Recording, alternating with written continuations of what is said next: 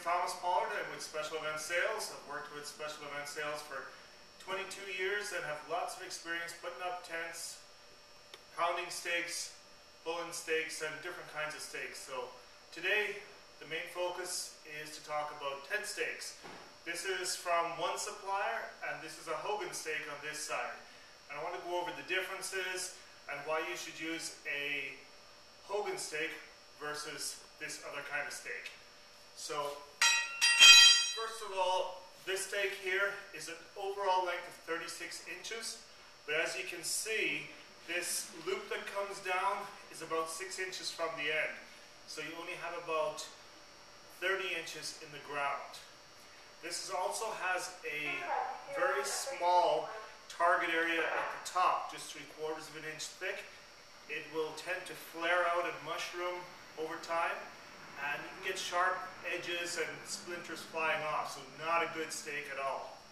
The other issue is the loop is welded here and here on the sucker rod, and that heat weakens the steak right at this point, so it makes them very prone to snapping off at this point right here at the weld.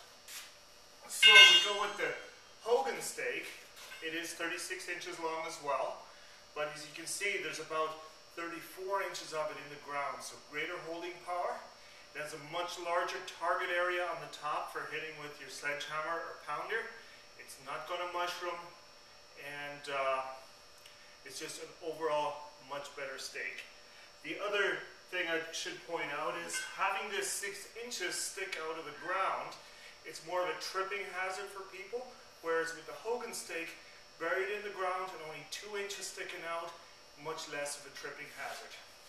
And the second thing I want to go over with is pulling these steaks and the kinds of manual pullers that are out there. Some vendors will supply you with a puller like this. It's essentially a big pry bar, and the idea is that this will go in underneath here and you can pry the steak out of the ground.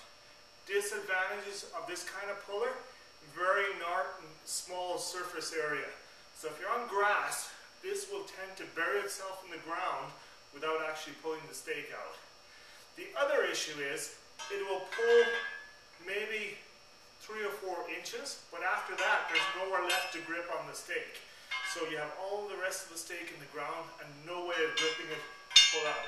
So these are not a good steak puller, not recommended at all. And it'll just create frustration and make extra labor for you when you're pulling these steaks with a puller like this. So what we like to recommend a puller like this. As you can see, it has a much larger surface area, so when you're pulling on soft grass, it's not going to bury in the ground. You're going to get all of your energy utilized in pulling that steak out of the ground. It has a jaw here that just grips over top of the steak, but also as the steak comes up out of the ground, this jaw will lock on the steak and it'll actually grab and pull the steak out of the ground. So you can literally ratchet the steak out of the ground using a puller like this. So again, for people who are setting up a lot of marquees, I recommend using a Hogan steak and a puller like this.